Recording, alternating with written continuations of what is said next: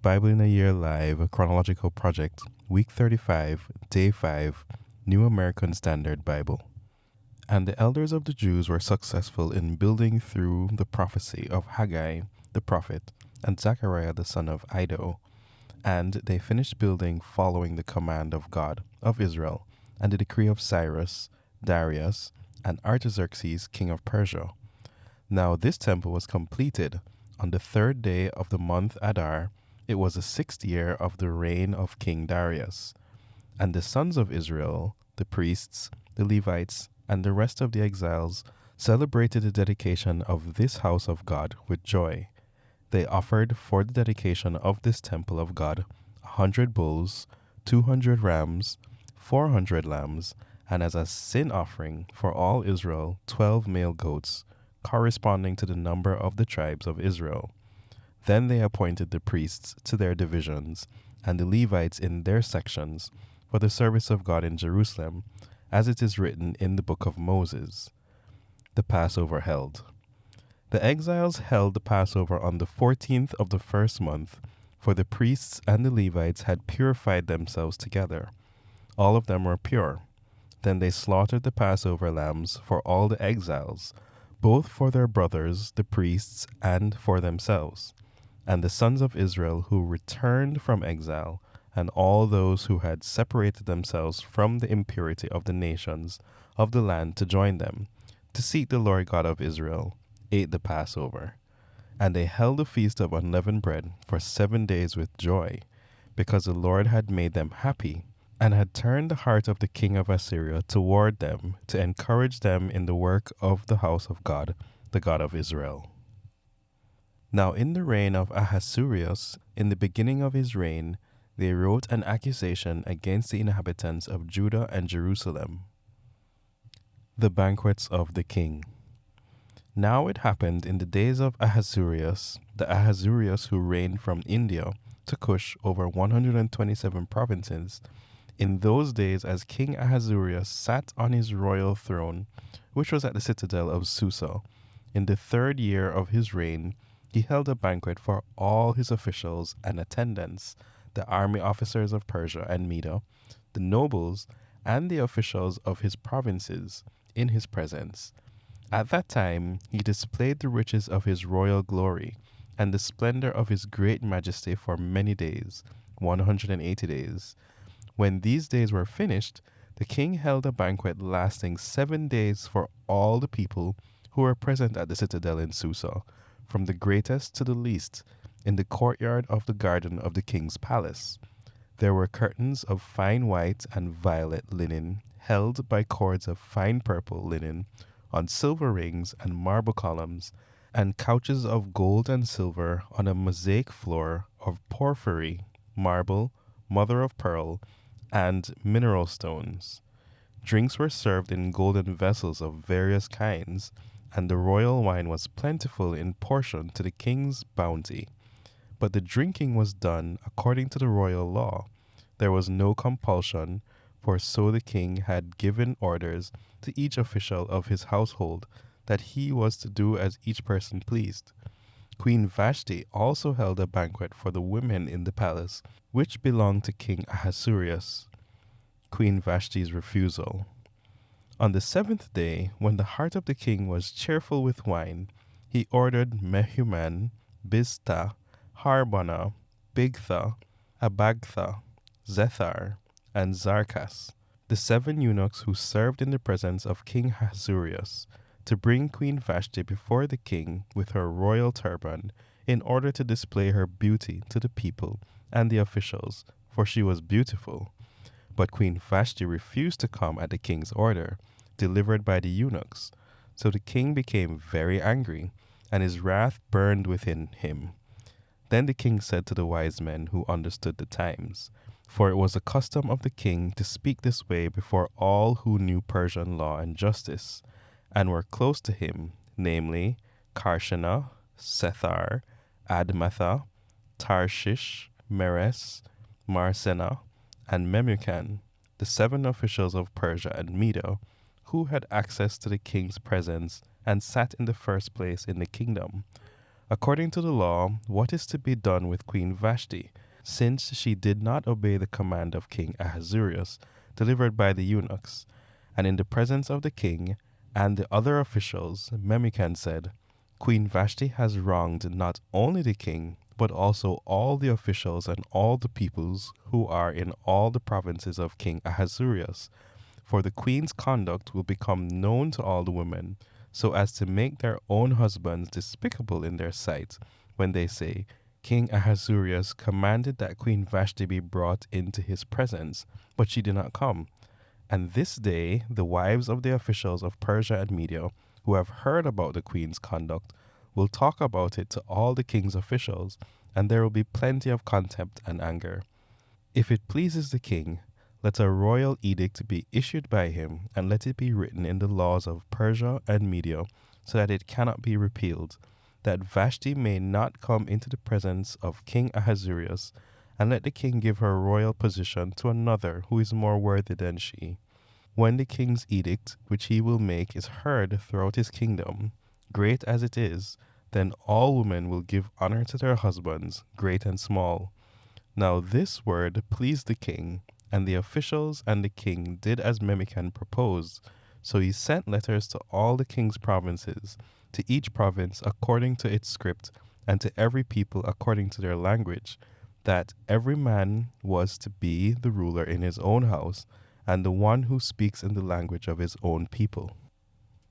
Vashti's successor sought. After these things, when the anger of the king Ahasuerus had subsided, he remembered Vashti and what she had done, and what had been decided regarding her. Then the king's attendants, who served him, said, Let beautiful young virgins be sought for the king, and may the king appoint overseers in all the provinces of his kingdom, and have them bring every beautiful young virgin to the citadel of Susa, to harem, into the custody of Hegai, the king's eunuch, who is in charge of the women, and let their cosmetics be given to them. Then let the young woman who pleases the king be queen in place of Vashti. And the suggestion pleased the king, and he did accordingly. There was a Jew at the citadel in Susa whose name was Mordecai, the son of Jair, the son of Shimei, the son of Kish, a Benjamite, who had been taken from Jerusalem with the exiles, who had been deported with Jeconiah, king of Judah, whom Nebuchadnezzar the king of Babylon had deported.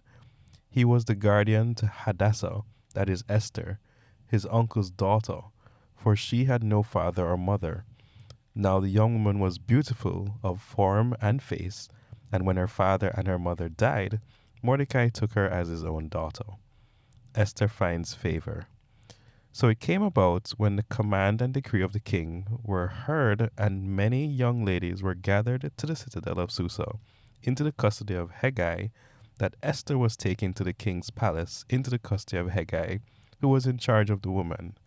Now the young lady pleased him and found favor with him, so he quickly provided her with her cosmetics and food, and gave her 7 choice female attendants from the king's palace, and transferred her and her attendants to the best place in the harem. Esther did not reveal her people or her kindred, because Mordecai had instructed her that she was not to reveal them. And every day Mordecai walked back and forth in front of the courtyard of harem to learn how Esther was and what was happening to her. Now when the turn came for each young woman to go into King Ahasuerus, after the end of her 12-month under the regulation of the women, for the days of their beauty treatment were completed as follows: 6 months with oil of myrrh, and 6 months with balsam oil, and the cosmetics for women. The young woman would go into the king in this way. Anything that she desired was given her to take with her from the harem to the king's palace. In the evening she would enter, and in the morning she would return to the second harem, to the custody of Shashgaz, the king's eunuch, who was in charge of the concubines. She would not go into the king again unless the king delighted in her, and she was summoned by him. Now when the turn for Esther, the daughter of Abihail, the uncle of Mordecai, who had taken her as his daughter, came to go into the king, she did not request anything except what Haggai, the king's eunuch, who was in charge of the women, advised. And Esther was finding favor in the eyes of all who saw her. So Esther was taken to King Ahasuerus in his royal palace in the 10th month, which is the month Tebeth, in the 7th year of his reign. Esther becomes queen. The king loved Esther more than all the women, and she found favor and kindness with him more than all the virgins, so that he set the royal turban on her head and made her queen in place of Vashti. Then the king held a great banquet, Esther's banquet, for all his officials and his servants. He also made a holiday for the provinces and gave gifts in proportion to the king's bounty. Now when the virgins were gathered together for the second time, then Mordecai was sitting at the king's gate. Esther still had not revealed her relatives or her people, just as Mordecai had instructed her. For Esther did what Mordecai told her, just as she had when under his care. Mordecai saves the king. In those days, while Mordecai was sitting at the king's gate, Bigthan and Teresh, two of the king's officials, from those who guarded the door, became angry and sought to attack King Ahasuerus. But the plot became known to Mordecai, and he informed Queen Esther, and Esther told the king in Mordecai's name. Then, when the plot was investigated and found to be so, they were both hanged on a wooden gallows, and it was written in the book of the Chronicles in the king's presence. Haman's plot against the Jews. After these events, King Ahasuerus honored Haman, the son of Hammedatha the Agagite, and promoted him and established his authority over all the officials who were with him. All the king's servants who were at the king's gate bowed down and paid homage to Haman, for so the king had commanded regarding him. But Mordecai neither bowed down nor paid homage. Then the king's servants who were at the king's gate said to Mordecai, "Why are you violating the king's command?" Now it was when they had spoken daily to him, and he would not listen to them, that they told Haman to see whether Mordecai's reason would stand, for he had told them that he was a Jew. When Haman saw that Mordecai neither bowed down nor paid homage to him, Haman was filled with rage, but he considered it beneath his dignity to kill Mordecai alone, for they had told him who the people of Mordecai were. So Haman sought to annihilate all the Jews, the people of Mordecai, who were found throughout the kingdom of Ahasuerus. In the 1st month, which is the month Nisan, in the 12th year of King Ahasuerus, Pur, that is the lot, was cast before Haman from day to day and from month to month, until the 12th month, that is the month of Adar. Then Haman said to King Ahasuerus, "There is a certain people scattered and dispersed among the peoples in all the provinces of your kingdom. Their laws are different from those of all other people, and they do not comply with the king's laws. So it is not in the king's interest to let them remain. If it is pleasing to the king, let it be decreed that they be eliminated, and I will pay 10,000 talents of silver into the hands of those who carry out the king's business, to put into the king's treasuries." Then the king took his signet ring from his hand and gave it to Haman, the son of Hammedatha the Agagite, the enemy of the Jews. And the king said to Haman, "The silver is yours, and the people also, to do with them as you please." Then the king's scribes were summoned on the 13th day of the 1st month, and it was written just as Haman commanded to the king's satraps, to the governors who were over each province, and to the officials of each people, each province according to its script, each people according to its language, being written in the name of King Ahasuerus and sealed with the king's signet ring. Letters were sent by couriers to all the king's provinces to annihilate, kill, and destroy all the Jews, both young and old, women and children, in one day, the 13th day of the 12th month, which is the month Adar, and to seize their possessions as plunder. A copy of the edict to be issued as law in every province was published to all the peoples, so that they would be ready for this day. The couriers went out, speeded by the king's order, while the decree was issued at the citadel in Susa, and while the king and Haman sat down to drink, the city of Susa was agitated. Esther learns of Haman's plot.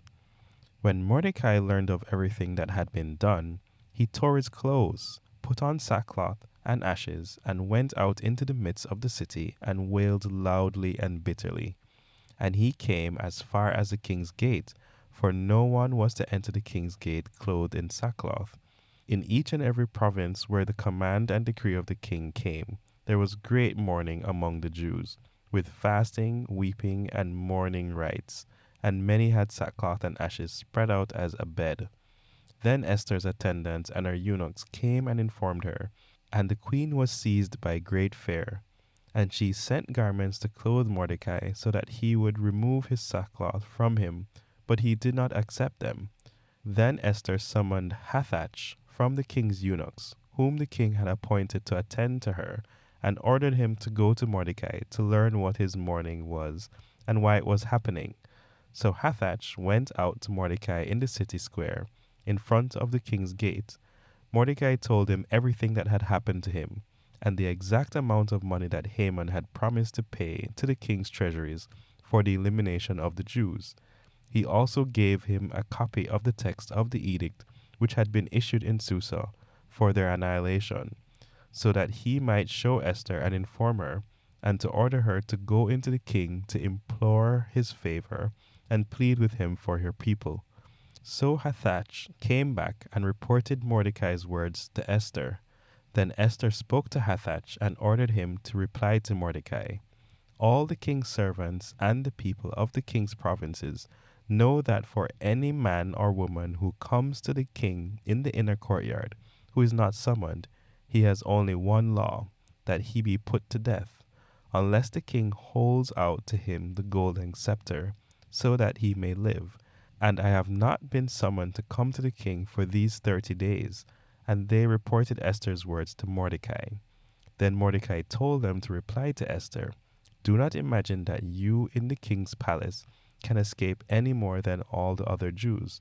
For if you keep silent at this time, liberation and rescue will arise for the Jews from another place, and you and your father's house will perish.